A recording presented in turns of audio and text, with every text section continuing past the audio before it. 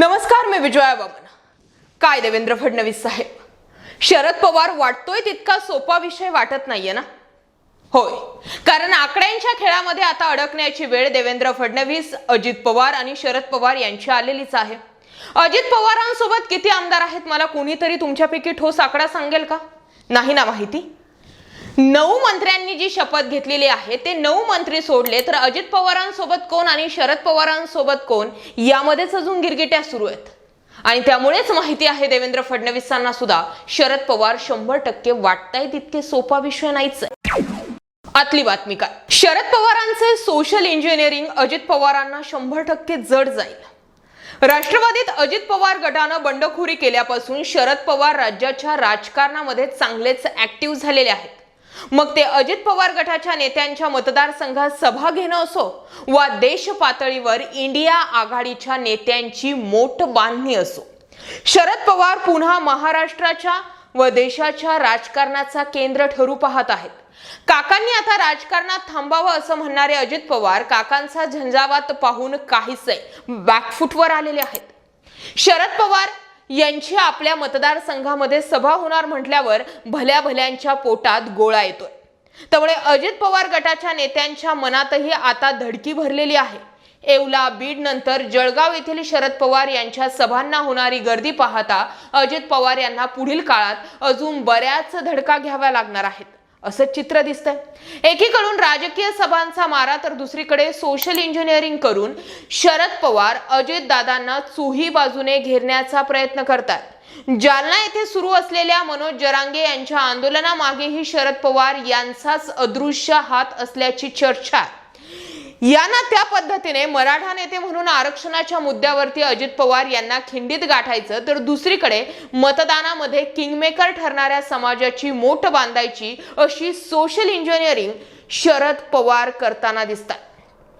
काय आहे शरद पवारांचा प्लॅन? अजित पवार यांच्यासाठी पुढील राजकीय प्रवास खरोखर सुकर असेल का याचीच चर्चा आपण या व्हिडिओच्या माध्यमातून करणार आहोत। महाराष्ट्राला काका पुतण्यांमधील वाद काही नवीन नाहीये।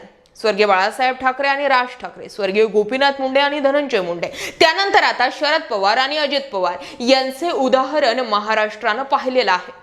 जेव्हापासून अजित पवार यांनी पक्षामध्ये बंडखोरी केली अगदी तेव्हापासून शरद पवार महाराष्ट्राच्या राजकारणात चांगले ऍक्टिव्ह झालेत। शरद पवारांचं पक्ष आणि चिन्ह काढणं जर शक्य आहे का तर त्याचं उत्तर आहे नाही। कारण शरद पवारांचा पॉवर कितपर्यंत चालू शकतो याचा अंदाज अजून देवेंद्र फडणवीसांना नाहीये। शरद पवार आपल्या राजकीय कूटनीतीने भल्या भल्यांना जेरी सांगतात। त्यात आता घरच्याच व्यक्तीनं दगाफटका केल्यानं चुकीला माफी नाही या पद्धतीनं शालिनीताई पाटील म्हटल्या तेच घडणार। अजित पवारांनी चुकी केली। अजित पवार यांना देखील कोंडीत पकडण्याची एकही संधी ते सोडत नाहीयेत। जालना येथे मराठा आरक्षण आंदोलनाचे नेते मनोज जरांगे पाटील यांना देखील शरद पवार यांचे पाठबळ असल्याची चर्चा जोर धरते। राज्यात मुख्यमंत्री एकनाथ शिंदे आणि उपमुख्यमंत्री अजित पवार हे 2 मराठा नेते प्रमुख पदांवर आहेत। अशा वेळी मराठा आरक्षणाचा नाजूक मुद्दा काढून अजित पवार यांना अडचणीत आणण्यासाठी शरद पवार ही खेळी खेळायची चित्र आहे।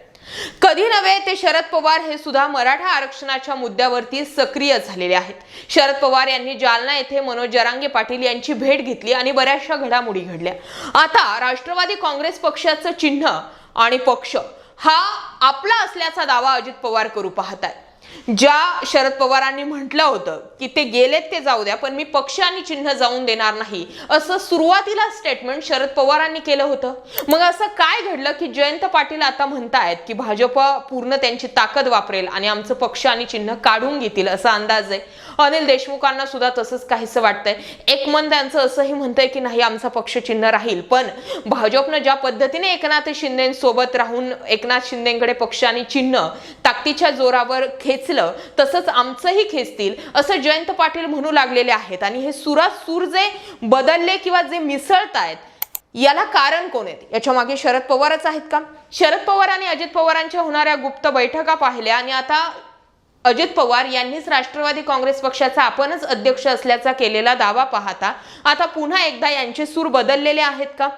अगोदर शरद पवारांसोबत जुळून घ्यायचं या भूमिकेमध्ये अजित पवार होते आणि म्हणून राष्ट्रीय अध्यक्ष हे शरद पवारच असतील असं म्हटलं गेलं। पण शरद पवार काहीही जरी झालं तरी हातात हात द्यायला तयार नसल्या कारणानंच आता अजित पवार विरोधात जाऊ पाहतायत का? पक्षातील दादा गट आपल्यावर हावी होऊ नये म्हणून शरद पवार यांनी पक्षाचे रिमोट कंट्रोल आपल्याकडे कायम ठेवलंय. आता अजित पवार यांनी आपली स्वतंत्र चूल मांडली आहे, त्यामुळे त्यांचे राज्याच्या राजकारणात एक वेगळं स्थान निर्माण झालंय. हीच बाब शरद पवार यांना खटकते. त्यामुळे अजितदादांना आसमान दाखवण्याची एकही संधी शरद पवार यांना सोडायची नाहीये.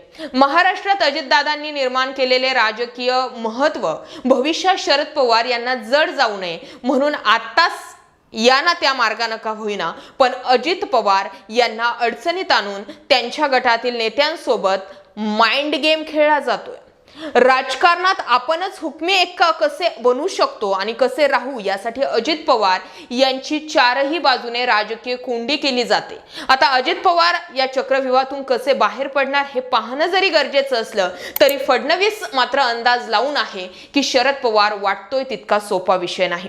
ज्या शरद पवारांनी अनेक पक्ष फोडले, बंडखोरी केली, बेरजेचं राजकारण केलं, त्या शरद पवारांसाठी हा विषय काहीसा सोपा आहे. आणि त्यामुळे शरद पवारांनी सुरुवातीला दिलेला 3 महिन्यांचा अल्टिमेटम आता जवळपास संपल्यात जमा आणि त्यामुळे आत्ताच ती वेळ आहे. राष्ट्रवादी काँग्रेस पक्ष आणि चिन्ह जर अजित पवार गटाकडे गेलं तर मग समजून जाऊ शकता की शरद पवारच अजित पवारांचा मागचा हात आहे. पटतंय? होऊ द्या शेअर. तुमचं मत जे आहे ते कमेंट करायला अजिबात विसरू नका. जय महाराष्ट्र पब्लिक.